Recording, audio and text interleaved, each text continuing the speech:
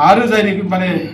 जायफ्रा माने अलरेडि हमजाखांबाय बे दायाव लोब्बा गोनां माने दुथांफोर बिसोरखौ गोख्रोंनिफ्राय गोख्रों साजा होनांगौ होननानै जों दिनै दा दिनै गावनि जोनोम जायगायाव बर'फ्रा माने अना खाना आलाय सिलाय मालायजों बुथारजानाय बेखौ जों बर' जोङो जन सुरक्षा मन्चआ खुनुरुखुम जों सैज्य खालामनो हाया नोजोर होनानै बे दाउ फार्मखौ इमिडियेटलि उइद्र' खालामनांगौ बे बाथ्राखौ जोङो दिनै थांखियाव आजावनाय जाबाय फिटिंबानो जाबाय दिनै जोंहा बड'लेण्ड जनजाति सुरक्षा मन्चनि मेल जानानै थांबाय नैबे फाग्लाबाबा खाथियाव थानाय बड'लेण्ड गेस्ट हाउसआव दा गोबां मानसि जादों बे खाथि खालानि गामिनि गावबुराफोर आरो दैदेनगिरिफोर गामिनि बिसोर फैजोबदों आरो जोंनि मेल माने लिंनायनि आरो मेलाव सावरायनायनि थांखि आजावनायनि खारनानो जाबाय माखासे थांखिफ्रा जाबाय जे थांनाय 28 थारिखआव मैनागुरि गामिनि फुंखा बसुमतारीखौ जेरखम अननायभाबै गावथारदों बे गावथारनायखौ दिनैनि मेला गोख्रों रावजों सोंखारिदों आरो गोख्रों रावजों सोंखारिनायनि उनाव बे माने दुखुथिया न'खरनो जाहाथे सरकारा थांनानै थानायनि राहा खालामनो हायो बे बाथ्राखौ दिनै जों मोनसे प्रस्ताब लानाय जाबाय बे बिसोरनि न'खराव जाहाथे थांनानै थानायनि राहा बेयाव माने फुंखा बसुमतारी अनजालि बिसि बेनो मोनसे साख्रि होयो दा बेखौ जोङो दिनै थांखि आजावनाय जाबाय आरो लोगोसे फुंखा बसुमतारी गावथारनाय जायनि दसि माने फरेस्ट माने डिपार्टमेन्टनि अफिसियेल्सफोर बिसोरनि सायाव जाहाथे माने साजा होयो गोख्रोंनो साख्रिनिफ्राय जाहाथे बरखास्त खालामो आरो लोगोसे इमिडियेटलि बिसोरखौ एरेस्ट खालामो बिनिबो जों मोनसे प्रस्ताब लानाय जाबाय आरो बिनि सायाव इमिडियेट मोनसे गोख्रों माने जुडिसियेल नायबिजिरनाय जाहाथे सरकारा खालामनो हायो जों बे थांखि जाबाय जोंहा ओमफ्राय बिनि उनाव मालगावआव जायनाखि एपिडिसिएलनि हा आवग्रिना लानाय 900 बिगा बेखौ जोङो गोख्रों रावजों बेखौ बेरेखा खालामबाय आरो मालगावनि रायजो राजाफ्रा बे दंफैखायोमोन आरो मालगावआव एपिडिसिएलनि जायनाखि फसंथान बेखौ जाहोनो मोना होननानै थांखि लानाय जाबाय बे ट्राइबेल बेल्ट एरिया बे बाहेरायाव जाथों बेखौ जोंहा आपत्ति गैया आरो लोगोसे मालगावनि गामियाव बे एपिडिसिएल गायसननो नागिरनायाव 93टा फेमिलि जे एफेक्ट जागोन 93टा फेमिलि एफेक्ट जागोन बे फेमिलिखौ जे मालगाव गामिनि गेजेरजों दोनफैनांदों बेखौ दिनै हेंथा खालामनाय जाबाय दोनफैनो होआ दोनफैनो मोना मानोना बे ट्राइबेल बेल्ट सिंनि माने ग्रेजिं फिल्ड बेयाव आयेना बेखौ एलाव खालामखाया बेखौ गोख्रों रावजों दिनै होबथानाय जाबाय आरो लोगोसे बिनि सायाव मालगाव रायजो राजाफ्रा जेब्ला आन्दलन खालामगोन सोमावसारगोन बे आन्दलनाव जोंनि बड'लेण्ड जनजाति सुरक्षा मन्चजों लोगोसे बे खाथि खालानि रायजो राजाफोर आरो गावबुराफोर बिथांमोनाबो मदद होगोन हेफाजाब होगोन बे बाथ्राखौ दिनै बयबो माने थांखियाव माने फोसावना होनाय जाबाय आरो लोगोसे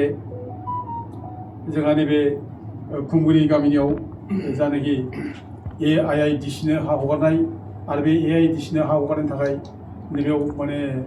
दाउ फार्म खालामनाय बे दाउ फार्म खालामनायाव गोबां खस्थ' मोननांबाय बे जायगानि मानसिया गेसाव गुबुन बिराद मोनामो दाउ फार्मा दा बे दाउ फार्मनि थाखाय दिनै बे जायगानि स्कुल बे स्कुलनि गथ'फ्रा स्कुलाव थांनो हायै बायदि जाबाय ओमफ्राय जनता कलेजनि जायनि छात्रफोर बिसोरबो गोबां खस्थ'आव माने भुगिनांबाय बिसोरो हस्टेलाव थानो हायै बायदि जाबाय दा बेनिखायनो बेफोरखौ नोजोर होनानै बे दाउ फार्मखौ इमिडियेटलि उइद्र' खालामनांगौ बे बाथ्राखौ जोङो दिनै थांखियाव आजावनाय जाबाय आरो लोगोसे बे खुंगुरि गामिनि रायजो राजाफ्रा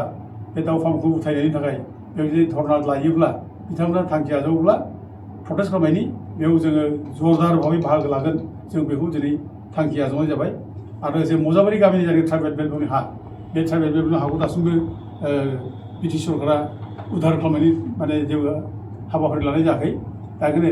थाबैनो जाहाथे बेखौ उद्धार खालामनायनि हाबाफारि लायो आरो बेखौ थाबैनो लायाब्ला बिनि सायाव रायजो राजाफ्रा थाबैनो खुद्रि सारनाय मोनसे संग्राम सोमावसारनाय खालामगोन आरो बे सोमावसारनायावबो जोङो रायजो राजाफ्रा बयबो बाहागो लागोन बे बाथ्राखौ दिनै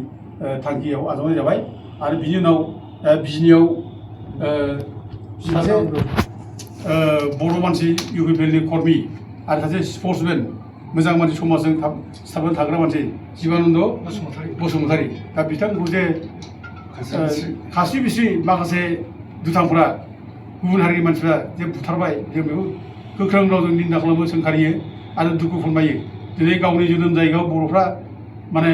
अना आलाय सिलाय मालायजों बुथारजानाय बेखौ जों बर' जोङो जनजाति सुरक्षा मन्चआ खुनुरुखुम जों सैज्य खालामनो हाया बे सैज्य खालामथावना नङा जोङो बेखौ आरो बिनि सायाव गोख्रों साजा होनांगौ साजा लानायनि बेबस्था खालामनांगौ सरकारा जों बेखौ दाबि खालामो आरो जायनिखि माने